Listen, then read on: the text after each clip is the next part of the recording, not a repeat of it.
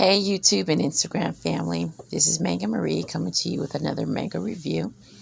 I have really been enjoying Yakuza Fiancé.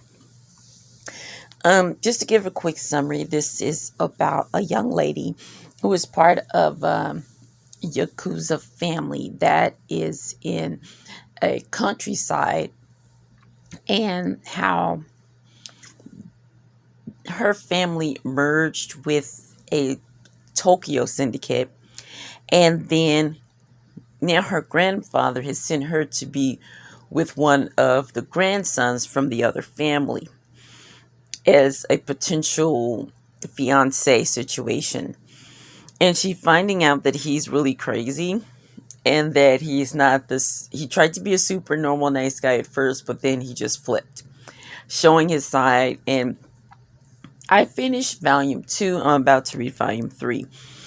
In volume 2, you get to see her starting to be somewhat pulled into his world, where there's a fight scene where she gets involved on his behalf.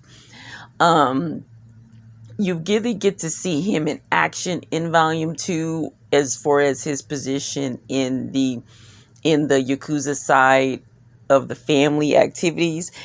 And there's another thing that I like about this series is that you have the romance between these two characters, but then you also have a side story, or not a mystery, but a situation involving the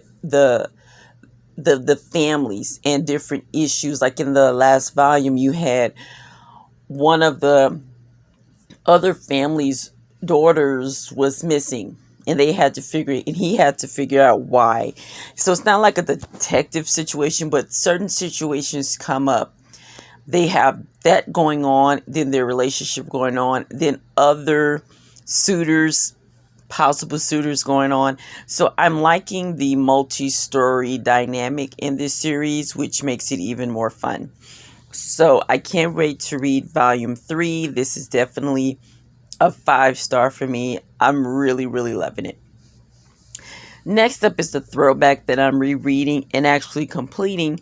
I have Otomen, who is about a gentleman who is, he's not, well, he's young, he's he's about to graduate high school. He's 18, so I would think he's in high school, and he's an Otomen.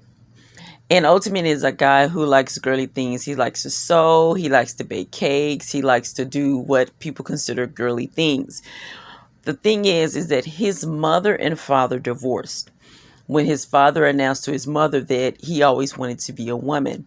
So now his mother has this stigma, or this hang up that, oh no, my son may be the same way. So as a child, when she saw him doing what she considered girly things, she said, don't do these things. You're going to be a man. I don't want you to be like your dad. So he's dealt with that, hiding the fact that he likes those things by doing judo and being like a master of all things masculine.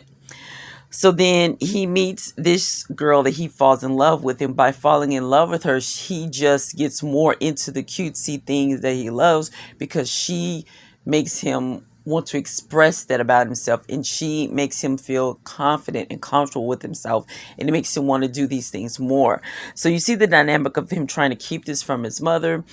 And then also the third person involved is a guy who is trying to make them into a relationship, because he uses him as his muse for his romantic girly manga that he writes. And that guy name is Juta, yeah.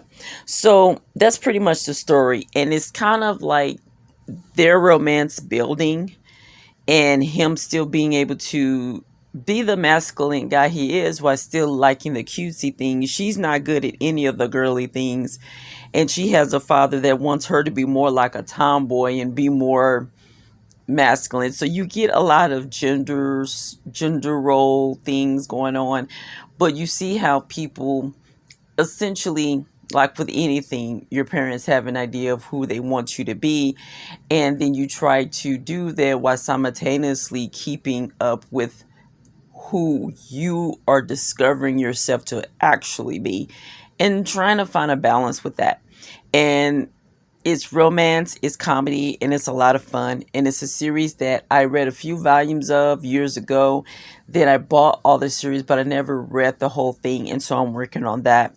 This is definitely a 5-star shoujo for me. I've always loved it, and the artwork is beautiful, really pretty. And that's Juta. He's the one that's like always. He's the one using. Let me see. Asuka. That's his name, Asuka. He's always using him as his muse. And so that's what this is. It's a throwback. It's one of my favorites. And it was real popular when it came out. So I'm pretty sure that it's like a classic. But that's what's up. This is definitely a 5-star throwback. This is a 5-star current ongoing. And I'm looking forward to getting the other volumes. I think they're up to volume 7 comes out on the 16th, or yeah, it comes out today actually. So yeah, so that's my reading for this week, what I'm about to start reading, and there you go. Thank you so much for tuning in, and peace.